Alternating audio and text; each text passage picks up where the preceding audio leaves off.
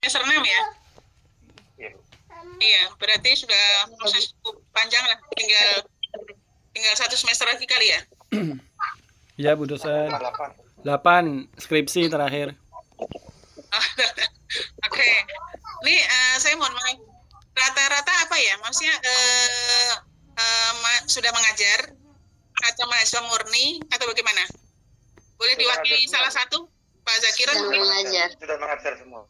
Oh, sudah mengajar. Kalau dari di database kita berarti yang dari TK ada 1 Bu, RA ada 6, guru SD-nya 2, guru MI-nya 14, SMP-nya 1, MTS-nya 14, MA 2, di pondok pesantren 6, pendidikan diniyahnya ada 4. Oke, nanti aku boleh di-share ya, Pak Zakiron ya? Iya, siap. Itu latar belakangnya ya. Berarti semua jenjang ada ya? Ada. Dasar ada, menengah ada gitu ya? Iya. Oke. Ini ada yang di negeri atau di swasta semua? Campur Bu, ada yang negeri ada yang swasta. Oke. Tapi mayoritas di swasta. Oke. Ada yang sudah pegawai negeri? Ada Bu. Ada ya. Oke, baik. Jadi ini apa namanya? Untuk pengolahan saya dapat materi, dapat amanah, yaitu inovasi pengolahan lembaga pendidikan Islam. Ini nanti coba kita kupas satu-satu. Saya kira ini teman-teman yang sudah pengalaman prakteknya ya. Kalau saya katakan tadi bahwa saya untuk mengelola pendidikan secara praktek itu ya. Oh ya, tadi saya satu hal ya. Pengalaman saya tadi mengajar yang saya ceritakan adalah di tingkat PAUD sama tingkat pendidikan tinggi. Alhamdulillah ketika saya belum 1 bulan di Manado, saya dapat panggilan dari pengurus yayasan untuk mengajar di pesantren As-Salam. Jadi saya masuk di pesantren As-Salam sehingga saya dapat kesempatan untuk mengajar anak-anak MTS dan MA. Dan memang karena kita di dalam pesantren tersebut, jadi memang ya sehari-hari bersama anak-anak gitu ya. Jadi dalam arti bangunin tidur anak-anak, setelah itu mengajar mengajinya, setelah itu mengajar materinya, saya siang jadi saya dapat kesempatan malam untuk mengajar, ada kesempatan 1 kali 2 kali, misalnya kaitannya dengan akidah akhlak saya ngajar, terus yang lainnya dapat praktek tentang komputer. Jadi kalau dulu itu komputer tuh kan saya lulus kuliah baru kursus gitu. Kalau sekarang kan enggak, anak 2 tahun udah pegang mouse pinter gitu kan, lain ininya.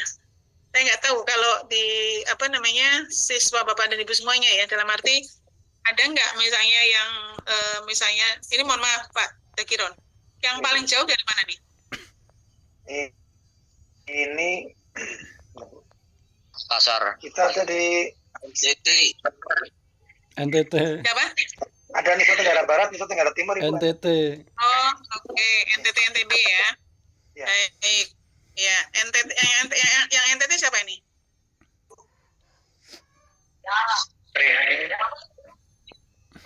Siapa? Harus saya buka satu-satu. Total kita ada 14 provinsi, Bu. Ibu itu siapa? 14 provinsi. Luar Di biasa. Makassar. Makassar ada. Makassar, NTT, Ada. NTB gitu ya. Baik. Iya. Ya ini oh iya, saya juga dapat titipan dari Kajur. Mohon maaf yang belum mendaftar RKS, tolong sesegera mungkin gitu ya.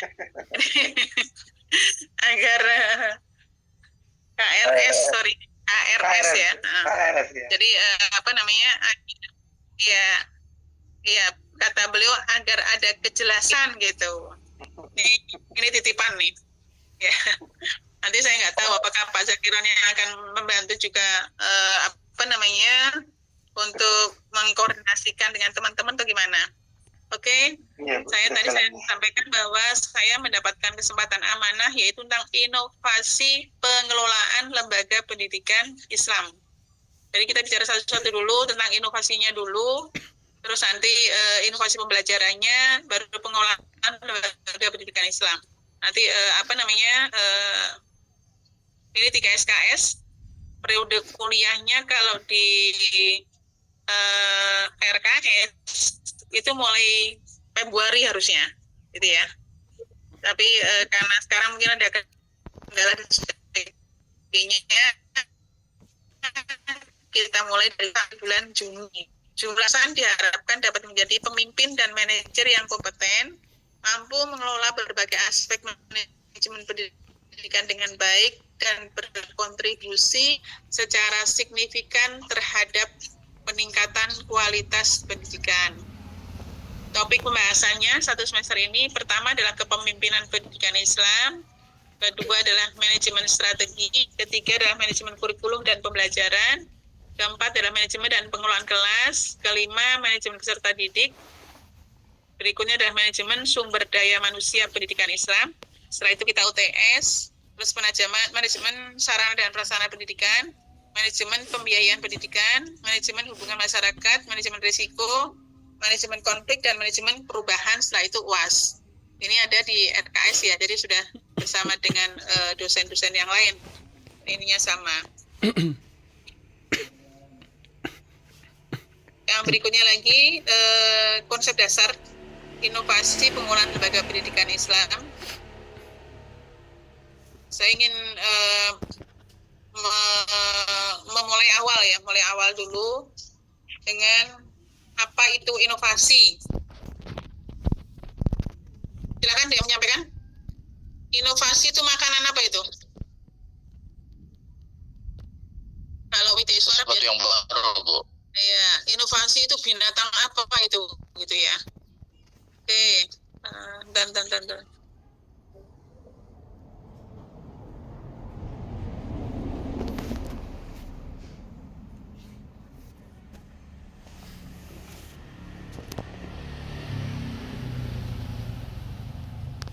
Lagi.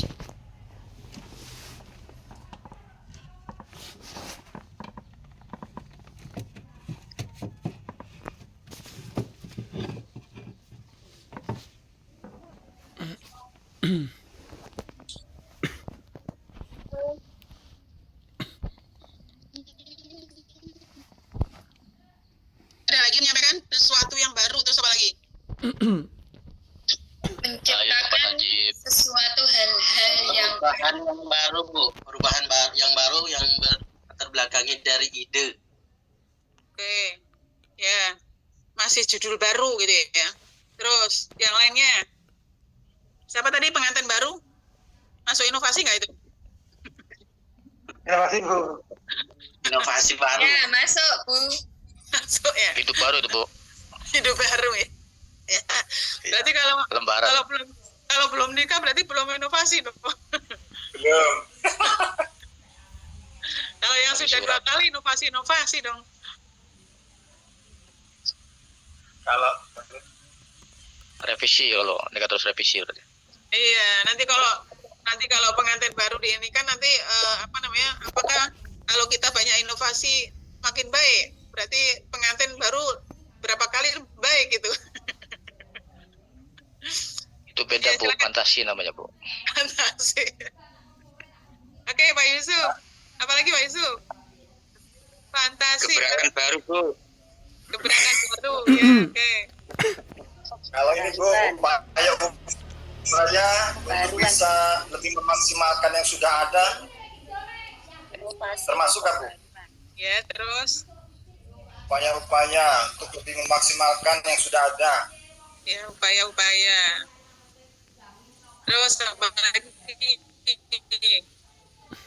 Menciptakan mungkin Bu. Inovasi itu penemuan hal yang baru, Pak dosen. Sesuatu yang berbeda dari sebelumnya.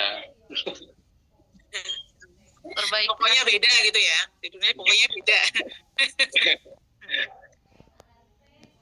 Dan lebih baik gitu. Berbeda dan lebih baik. Nah, ini kan sudah ini semua ya. Ada yang sudah punya ini di sini yang punya yayasan ngelola pesantren atau ngelola ini? Ada kan? Tadi Pak Zakiro nyampein tuh. Jadi bukan hanya ngajar aja, tapi ada juga yang sudah memiliki pesantren atau sudah ngelola pendidikan. ini Pak Doli, Bu, merangkap apa namanya penyerahan ke Ustaz Najib. Oh ya, Pak Najib sama Pak Doli, coba suaranya. Pak Doli sama Pak Najib apa yang dilakukan inovasi ayo. lembaga pendidikan Bapak? Kalian Najib. Pak Doli, itulah. Gerakan terbaru yang sebelumnya tidak ada. sama ini Pak ya, sesuatu yang beda sebelumnya lebih baik gitu ya. Iya. Ya, oke. Kalau sama nggak inovasi kalau sama Bu. Oke. Terus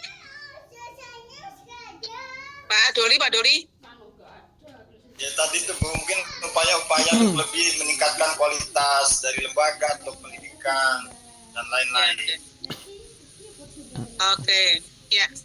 Kita punya batasan waktu sampai 14.30 ya, karena saya bilang mengajar perdana inian ya. Tahu-tahu udah 14.10 nih. Lama di absen. File Ya, oke. share file aja. Mungkin lebih ke Bu, mohon maaf, Ya, Bu dosen. ya gimana? Mungkin selain penyampaian materi, mungkin lebih ke apa ya modelnya nanti, ya, bagaimana teknis penugasannya, itu mungkin yang seringkali masih diperlukan masih penjelasan teknisnya. Oke, ya. Nanti ya setelah yang satu ini ya. Maksudnya setelah perkenalan dulu ya. Karena ini jadi waktu kita 2 jam sebenarnya ya. Ya baik. Ya oke, ini kita lihat konsep dasar inovasi. Ini kan namanya pakar ya. Tadi kan pakar-pakar yang ada di PJJ tadi yang menyampaikan nih. Ini pakar yang sudah tertuang nih ya. Ini inovasi adalah proses memperkenalkan dan menerapkan ide, metode, atau teknologi baru untuk meningkatkan kualitas, efisiensi, atau aktivitas suatu sistem atau proses. Intinya bahwa tadi yang Bapak dan Ibu sampaikan udah benar gitu ya. Udah benar bahwa ada suatu hal yang belum ada, kita ciptakan, kita perbaharui, dan sebagainya. Misalnya yang disampaikan oleh Andri Ekrafus dan Dennis Sterling adalah inovasi adalah upaya untuk menciptakan perubahan yang bermakna dalam pendidikan, terutama melalui peningkatan keterlibatan siswa, student engagement. Sugata Mitra menyatakan bahwa inovasi adalah penggunaan teknologi untuk menciptakan pembelajaran yang mandiri dan kolaboratif.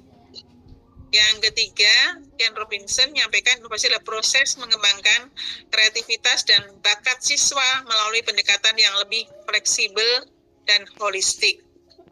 Berikutnya lagi adalah ciri-ciri inovasi, itu bersifat baru.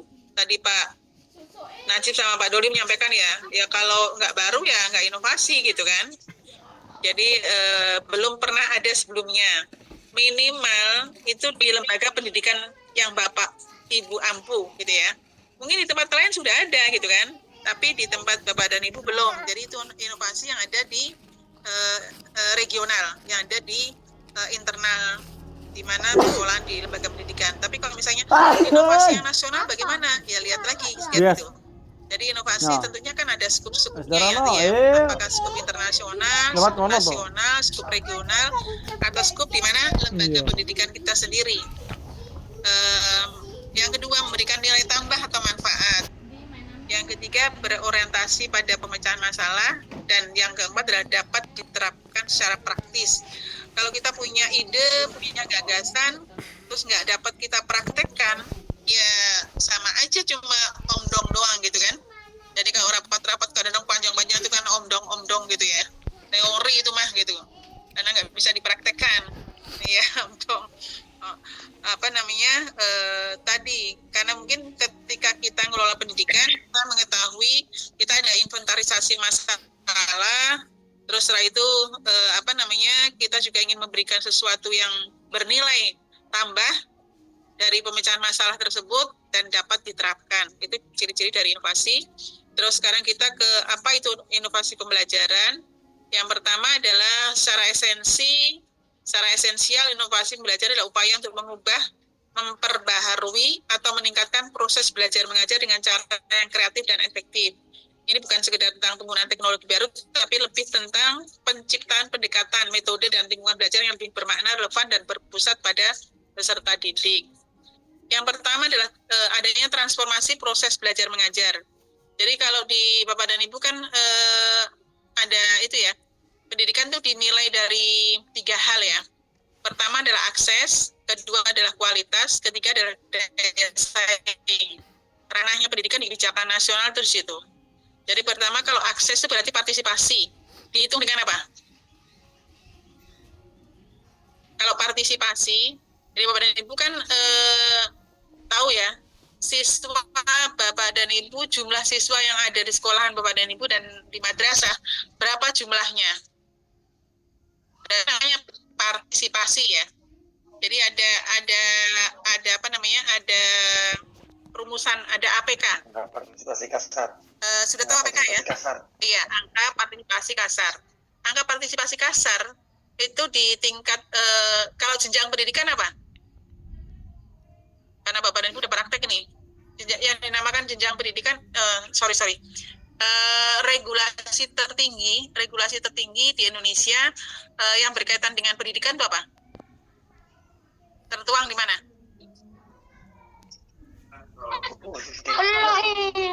Regulasi tertinggi di negara kita menggunakan apa? Minta tolong Bu Sri Hani. Di mana Pak Zagiron? Undang-undang Sisdiknas mungkin. Iya, undang-undang Sisdiknas gitu ya. Jadi undang-undang Sisdiknas itu kan ada jenjangnya. Jenjang pendidikan apa aja tuh? Jenjang pendidikan. Dasar menengah. Ya, dasar menengah tinggi. Sebelum dasar apa? Kan tadi kan saya bilang, oh yang mengajarnya berarti semua jenjang ada nih. Bapak dan Ibu yang mengajar di ini nih, di bawah dasar apa? Gitu ya. Iya, ini kan Bapak dan Ibu sudah praktek dan masuk di pendidikan tuh basic banget ini. Makanya saya di anak-anak di manajemen pendidikan juga saya perkenalkan, meskipun saya mengajar manajemen perkantoran dan kearsipan, tapi karena semester 6 yang akan menjadi sarjana pendidikan, basic pendidikan harus kita ketahui. Adik kita harus tahu regulasinya dulu. Dari situ diatur jenjangnya PAUD terdiri dari apa aja? PAUD terdiri dari ya kalau itu semuanya. PAUD itu yang dinamakan PAUD itu semuanya. Ya, KB, terus TK. Kelompok bermain garis SPS. Iya, kalau TK itu di wilayah siapa yang menangani? Dinas Kalau TK. Nah, Di bawah siapa dia? Pendidikan. Dinas Pendidikan. Kemendikbudrismen sekarang. Kalau yang selain TK apa? RA. Menang. Siapa? Iya, di RA di bawah Kementerian Agama. Setelah di PAUD kita naik ke atas namanya jenjang pendidikan Dasar. Iya. Jangan pakai lo Pak Abdul Majid. Kalau bilang dasar lo. Ya, pendidikan dasar terdiri dari SD,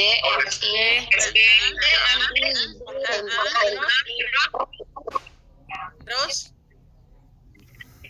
ayo Bapak dan Ibu yang ngajar di SMP siapa nih? kejar paket ya enggak? Ya, yang masuk yang mengajar di SMP siapa nih? SMP dan MTS siapa nih? Ya, Pak Yusuf ya. Bapak masuknya jenjang apa Pak? Jenjang dasar apa jenjang menengah Pak? Menengah, Bu. Sekolah menengah Bu singkatannya. Menengah berarti. SMP. Kalau menengah pertama. Sampai itu masuk ke dasar kayaknya kan wajib belajar 9 Iya, tahun. betul. Jadi jangan kayaknya Pak, harus yakin udah ngajar lama situ ya. Ya. Jadi dasar itu tadi SMP, MI, MI, SD gitu ya. Kalau SD IT itu wilayahnya siapa? Kemendikbudrismen atau wilayah Kemenak? Iya, karena banyak sekolah. Iya. Jadi Bapak dan Ibu mungkin nanti ini kan berbagai pengembangan ya. Jadi misalnya di agama yang ada namanya SMK, ada namanya Taman Seminari, ada namanya Widyalaya, ada namanya Pasrama gitu ya. Itu agama-agama lain tuh, itu sama, statusnya sama. Terus jenjang menengah, kan yang dinamakan jenjang menengah itu terdiri dari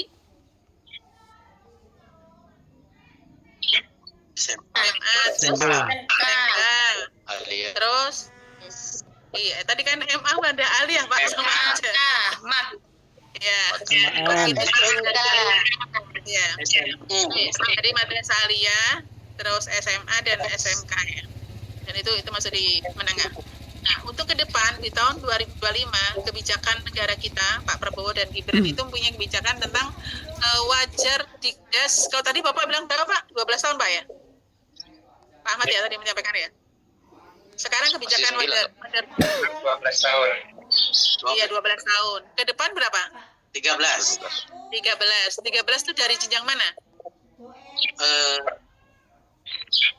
Setahun sebelum sekolah SD. Iya betul, jangan ragu, betul. Kayaknya PAUD wajib ya. Betul. Iya, jangan. Jadi Bapak dan Ibu Jangan. yang ngajar di PAUD itu, jadi Bapak dan Ibu nanti yang ngajar di PAUD itu sudah menjadi kewajiban. Mulai tahun 2025 itu sudah ditetapkan wajar Dikdas 13 tahun. Jadi turun 1 tahun itu masuk di TK gitu ya, masuk di RA. Sehingga kami harus mempunyai hitungan prosentase anak SD atau anak MI Pinten? yang sekolahnya dari TK atau dari RA. Itu ada hitungannya. Berapa persen?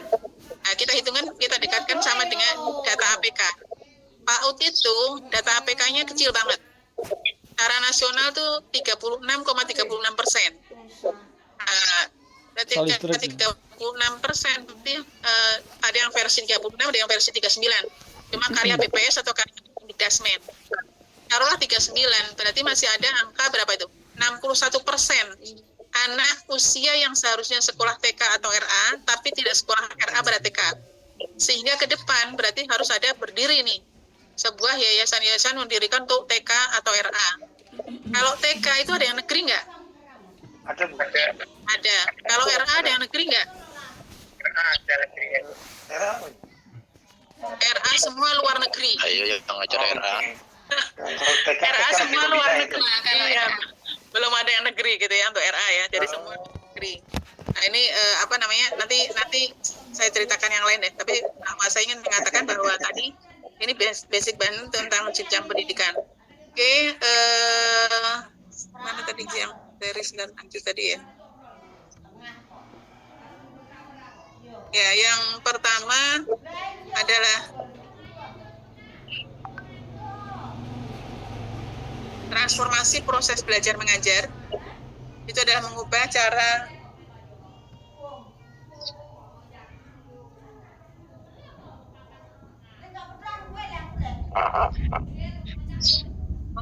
tradisional menjadi tradisional mengajar menjadi lebih dinamis dan interaktif, yang melibatkan penggunaan metode, strategi atau alat baru yang membuat pembelajaran lebih menarik dan efektif. Ini diantaranya ya seperti sekarang ini ya, kita menggunakan Zoom, Bapak dan Ibu nggak usah jauh-jauh gitu kan, dekat di rumah, tapi bisa sambil belajar. Meskipun kemarin secara data ketika COVID itu dampak dari pembelajaran itu turun 60% dari sisi kualitas. Jadi mudah-mudahan itu di tingkat anak-anak mungkin ya, karena mungkin ibunya rumah tangga yang biasanya pernah ngajar terpaksa suruh ngajar tuh.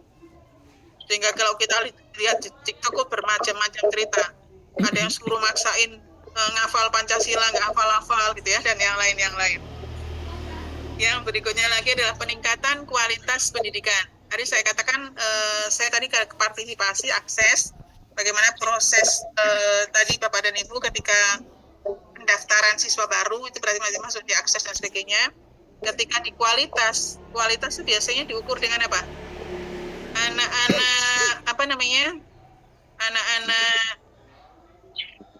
Anak-anak dasar dan menengah.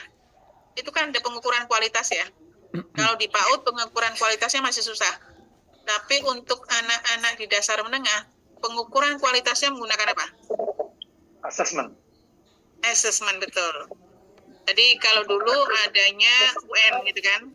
Setelah tidak ada UN, ada kalau secara internasional itu ada namanya PISA. PISA tuh diukur 3 tahun sekali.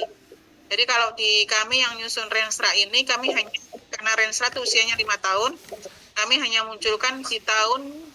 Jadi proses PISA itu pelaksananya adalah 3 tahun sekali di negara-negara berkembang yang meliputi dari bidang-bidang tertentu.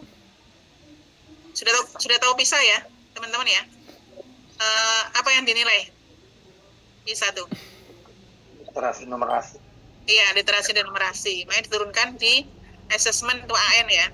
ANBK. Kalau di madrasah ada AKMI, ada dua-duanya tuh. Nah, nggak tahu ke depan sepertinya AKMI-nya masih jalan atau enggak. Terus yang kedua tadi saya sampaikan bahwa 4 tahun sekali itu artinya 3 tahun itu proses pelaksanaan S-nya, dan tahun keempat baru dapat hasilnya. Itu kalau bisa.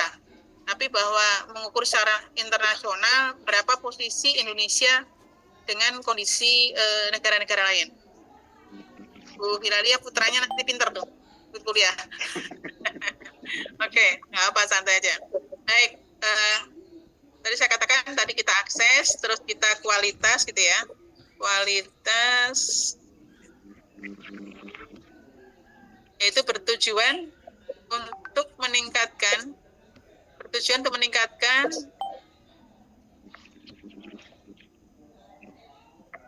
kualitas pendidikan dengan membuat proses belajar yang lebih efektif dan efisien.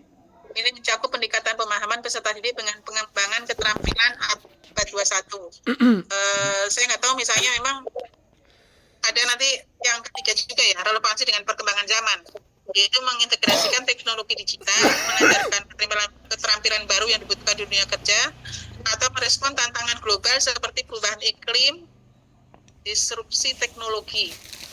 Ini adalah sebuah keniscayaan, karena mau nggak mau kita memang harus mengikuti gitu ya. Jadi kalau misalnya Bapak Ibu, saya nggak tahu di tempat pendidikannya masing-masing apakah sudah terpenuhi sarana yang mengikuti perkembangan zaman ini atau bagaimana. Atau misalnya kemarin ketika saya nggak bisa ngebayangin kalau misalnya daerah terpencil terus sarananya kurang gitu ya. Apakah kemarin proses belajar ketika COVID bisa nggak gitu ya. Misalnya yang paling parah adalah misalnya sampai listrik tidak masuk misalnya. Jadi kadang-kadang ada tuh kita berikan bantuan komputer, listriknya aja nggak masuk gitu kan. Tapi komputernya dikirim, itu buat apa gitu kan. Itu juga jadi masalah. Yang keempat ada pembelajaran yang berpusat pada peserta didik. Ini dirancang sesuai dengan kebutuhan, minat, dan gaya belajar masing-masing peserta didik. Oh ya, ini ada istilah-istilah ini ya. Kalau peserta didik itu sama juga dengan siswa. Kalau pendidik juga dengan guru. Karena kalau tenaga kependidikan sama juga dengan PU. Operator. Halo. Ya. Arisan. Ya. Nah, memang kalau kami kami batasin tuh tenaga kependidikan tuh kami batasin